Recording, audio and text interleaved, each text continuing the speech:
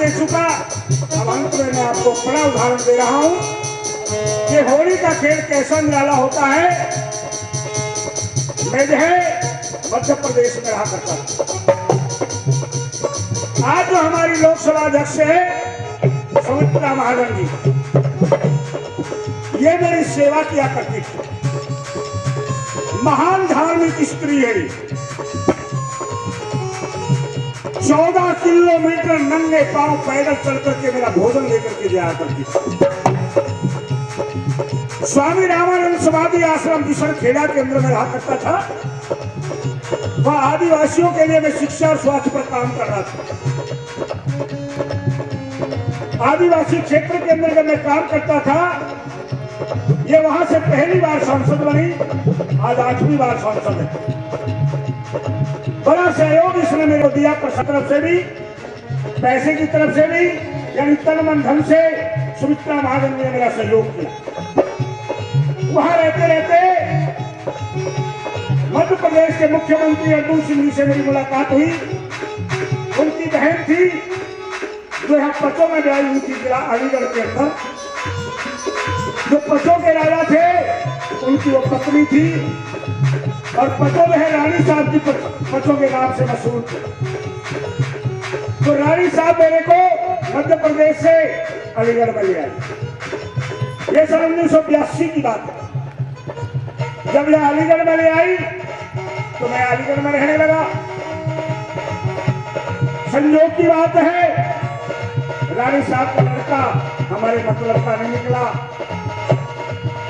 जब हमें मतलब का नहीं निकला, हमने वो स्थान छोड़ दिया और अकलपुर बसा लिया। जिला वही रहा।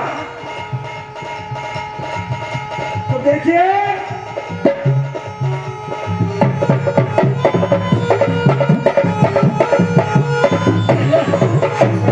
आगे हुआ पद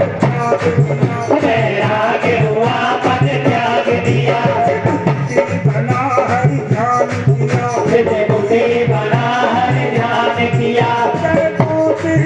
तेरी अलीगढ़ में बस हो जहां का ताला है। अलीगढ़ में बस हो जहां का ताला है।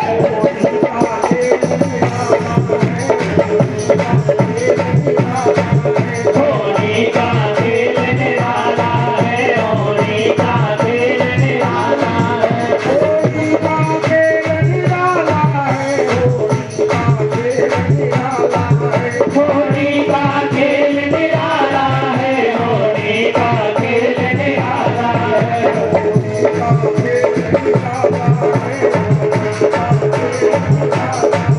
होली का खेल निराला है। होली का खेल निराला है। यदि राम राजा बन गए तो रावण को कौन मारेगा? देवताओं ने मिलकर विघ्नेश्वरी देवी का आह्वान किया। विघ्नेश्वरी देवी पधारी। देवता बोले, माता तुम अयोध्या जाकर राम के राज्याभिषेक में विघ्न डालो। राम जी सुख दुख से परे हैं। दशरथ जी की सदगति होने वाली है। विघ्नेश्वरी देवी मंत्रा के शरीर में प्रवेश कर गई। मंत्रा घूम घूम कर अयोध्या नगरी की सजावट देखने लगी। उसने लोगों से पूछा, ये किस उत्सव की तैयारी चल रही है? लोगों ने कहा, कल राम राजा बनने जा रहे हैं। तभी एक दासी दौड़ी दौड़ी कौशल्या के पास आई। उसने कौशल्या को समाचार सुनाया, कल राम राजा बनने जा रहे हैं।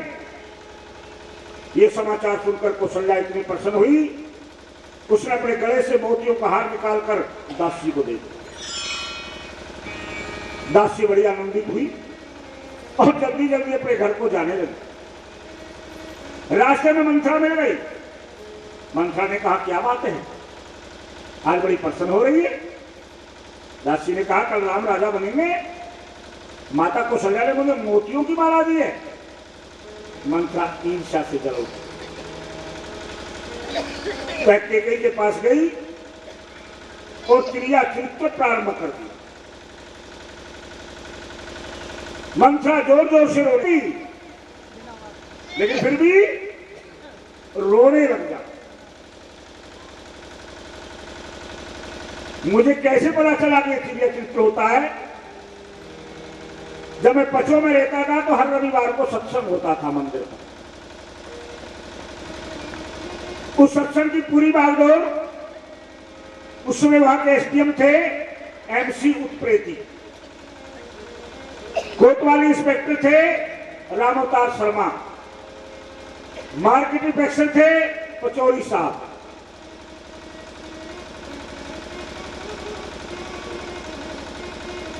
अब जो है विधायक थे सुरेश प्रताप गांधी,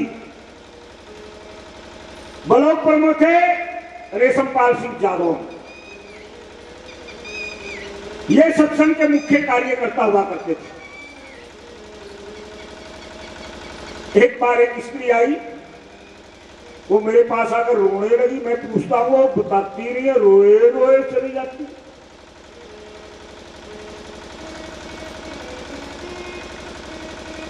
उस समय सिकंदरा राव से पचों तक आने जाने के विशेष साधन नहीं थे, तो मैंने घोड़ा ताका बना रखा।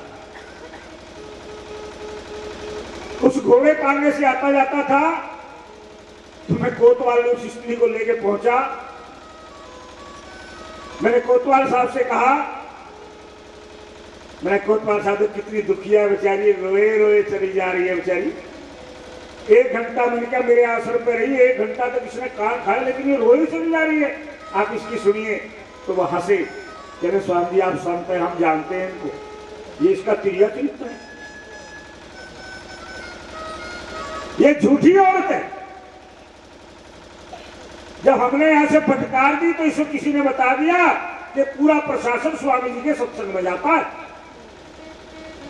इसलिए ये आपके पास चली गई। आप जाओ, हम अपने आप इसके आंसू पहुंच लेंगे। वही काम आज मंथरा ने शुरू कर दिया। वो केकई के पास गई, मंथरा जोर जोर से रोने लगी। केकई बोली, मंथरा तू रोती क्यों है? मंथरा बिना कुछ बोले रोए चली जा रही है। केकई कहती है क्या बात है, राम तो कुशल से है ना? केकई के हृदय में राम के लिए कितना स्नेह, वो राम का कुशल मंगल पूछती है। मंथरा बोली, राम आनंद से क्यों नहीं होगा, वो तो कल राजा बनने जा रहा है। जैसे केकई ने समाचार सुना, अपने गले से हीरों की माला उतारकर मंथरा को, कौशल्या ने तो ये सुनकर केवल मोतियों की दी थी, लेकिन केकई ने तो हीरों का हाथ उतार करके मंथरा को दे दिया।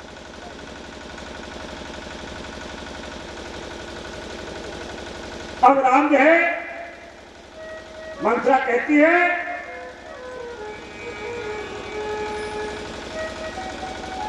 अब केकई बोली, मंथरा तो मूर्ख है, ये सूर्यवंश की परंपरा है, ज्येष्ठ पुत्र ही राजा बनता है। मंथरा सिसकी भर भर कर सुबक सुबक कर रोने लगी। रोते रोते कह रही है, चाहे राम राजा बने चाहे भरत बने, मुझे क्या लेना देना, मुझे तो दासी रहना है। मेरा तो भाग्य ही ऐसा है, जिसकी भलाई करती हूं वही बुराई देता है। क्या करूं, मेरा स्वभाव ही ऐसा है। मैं तो सबकी भलाई चाहती हूं। मैं चाहती थी आज तेरी बिगड़ रही है, उसे बचा। केकई बहुत भोली थी, सीधी सादी थी, वो मंथरा की कपट भरी बात को मान। मंथरा बोली, मैं तो तेरा भला सोच रही थी, मैं तो तेरे साथ तेरे पिहर से आई थी, मुझे तुझसे बहुत प्रेम है। ऐसा कहकर मंथरा ने केकई को छू दिया। जैसे ही मंथरा का स्पर्श हुआ, केकई के मन में पाप समा गया। शास्त्र कहते हैं बिना कारण किसी को छूना नहीं चाहिए, ये बड़ा भारी दोष है। मैं अपने गुरुजी के बारे में बताता हूं, वो अस्पर्श योगी थे। वो हम शिष्यों को, जबकि हम सन्यासी थे, हम लोगों को भी छूने नहीं देते, और तो किसी की क्या ताकत थी उनको छू लेते। आपने देखा होगा, हम भागवत के बाद जयकारा लगाते हैं, बोले वीतराग स्वामी दयानंद गिरि जी महाराज की। तो दयानंद गिरि जी वीतराग महाराज मेरे गुरु थे, जिनसे मैंने गुरु दीक्षा ली। फिर हम बोलते हैं वीतराग स्वामी कल्याण देव जी महाराज की जय। कल्याण देव जी को पद्म भूषण मिला। शुक्र ताल में जो भागवत की कथाएं होती है, आज भी 10-20 भागवत रोज होती रहती है वहां। ये सब देन वहां स्वामी कल्याण देव जी की है। और मैंने भागवत करना जो सीखा तो स्वामी कल्याण देव जी से सीखा। तीसरे हम बोलते हैं तपोमूर्ति स्वामी गीतानंद भिक्षु जी महाराज की जय। आपने देखा होगा, मैं भिक्षु जी के अपने बनाए हुए 2 ही गीत गाता हूं बस। भिक्षु जी महाराज से मैंने गाना सीखा और गीता का अध्ययन किया। फिर हम बोलते हैं योगीराज श्री चंद्रमौली महाराज, सिद्ध गुफा योग शिक्षण केंद्र सवाई आगरा, मैंने वहां से योग से आचार्य किया। फिर मैं बोलता हूं भारत रत्न गुलजारी लाल नंदा जी, हमारे देश के भूतपूर्व प्रधानमंत्री, नैतिकता के धनी, सदाचार के आदर्श, जिनको अपने जीवित रहते 5 राष्ट्रीय पुरस्कार मिले। 23 साल केंद्र के अंदर मिनिस्टर रहे, लेकिन एक झोंपड़ी तक के लिए एक गज जमीन उनके पास नहीं थी, एक वाहन उनके पास नहीं था। 23 साल केंद्र के अंदर लगातार 2 बार कार्यवाहक प्रधानमंत्री रहे, 3 प्रधानमंत्रियों के काल में गृह मंत्री रहे। उन्होंने एक संस्था बनाई थी भारत साधु समाज, जिसका मैं संगठन मंत्री रहा। एक संस्था उन्होंने 1972 में बनाई थी, भारतीय संस्कृति रक्षा संस्थान, जिसका आज मैं राष्ट्रीय अध्यक्ष हूं। और इसी भारतीय संस्कृति रक्षा संस्थान के कारण मैंने मध्य प्रदेश के अंदर आदिवासी क्षेत्र में कार्य किया, और उसमें नंदा जी जीवित थे।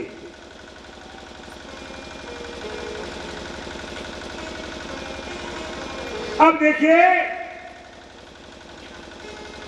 मंत्रा केकई से कहती है कि मेरा अपना तो कोई स्वार्थ है नहीं, मैं तो तेरी बिगड़ी बनाना चाहती हूं, मुझसे तेरा अहित देखा नहीं जाता। क्यों केकई, तू तो मुझसे कहती थी महाराज मुझसे बहुत प्रेम करते हैं, वे तुम्हारे कहे में है ही नहीं। तुम्हारे को रास्ते से हटाने के लिए ये सब कौशल्या का षड्यंत्र है। और फिर रोने लगी।